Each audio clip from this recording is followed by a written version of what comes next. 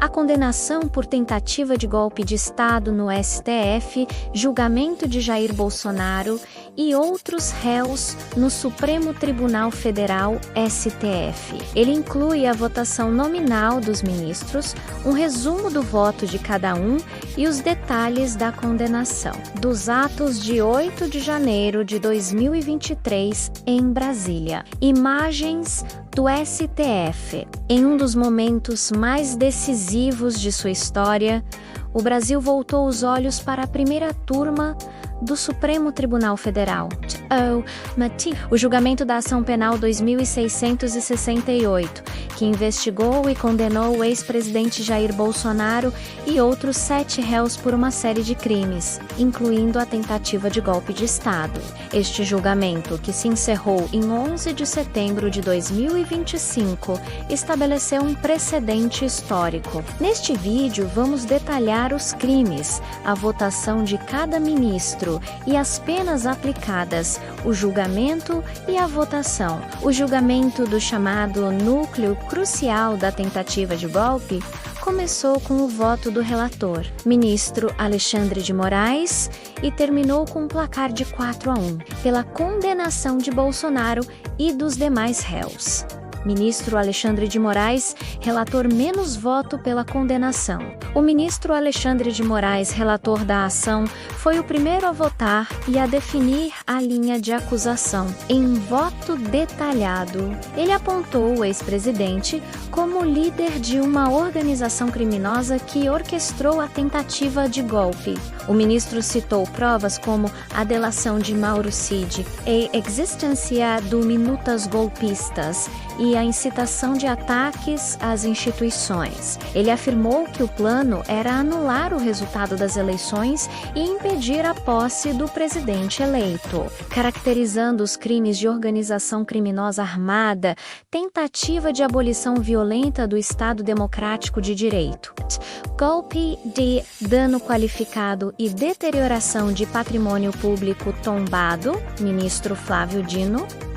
Voto pela condenação. O segundo voto foi do ministro Flávio Dino. Ele acompanhou o relator e ressaltou que a tentativa de golpe foi uma trama planejada e que a atuação de Bolsonaro e seus aliados visava romper o Estado Democrático de Direito. Dino reforçou que as provas eram robustas e que a conduta dos réus era incompatível com o respeito à Constituição. Ministro Luiz Fux, menos voto pela absolvição.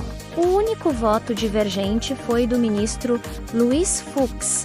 Ele votou pela absolvição dos réus para os crimes mais graves. Fux defendeu que, embora houvesse condutas ilícitas, o conjunto de provas não era suficiente para comprovar a intenção de um golpe de Estado. Ele, no entanto, condenou Mauro Cid e Walter Braga Neto pelo crime de tentativa de abolição violenta do Estado Democrático de Direito, mas votou pela absolvição de Bolsonaro. Ministra Carmen Lúcia menos voto pela condenação.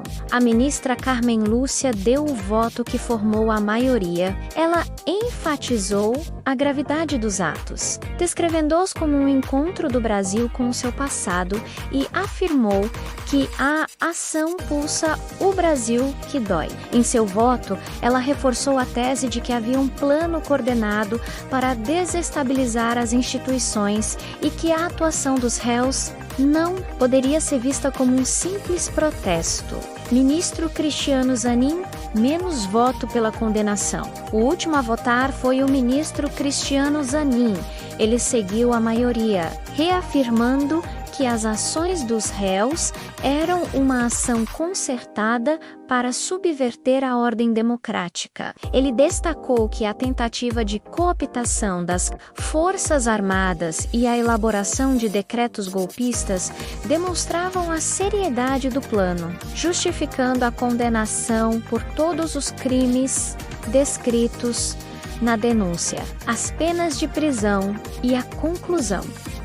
Com a maioria formada, os ministros passaram à fase de definição das penas. O relator Alexandre de Moraes propôs a sentença para cada um dos réus, com a maioria acompanhando seu voto. Condenações: Jair Bolsonaro, condenado a 27 anos e 3 meses de prisão, com início em regime inicialmente fechado.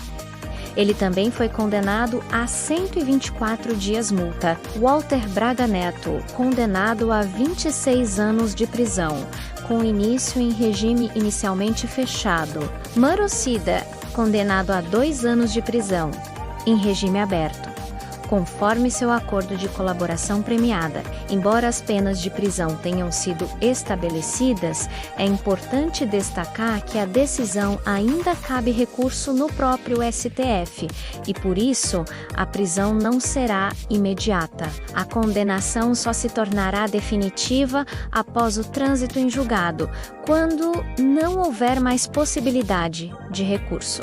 No entanto, este julgamento já é um marco na história, pois é a primeira vez que um ex-presidente é condenado por crimes contra a democracia. E você, o que achou dessa análise aprofundada? Para ficar por dentro de outros temas importantes e, claro, ver muito conteúdo inspirador para o seu grande dia. Não se esqueça de se inscrever no canal Em Foco Noivas, ativar o sininho e deixar seu like.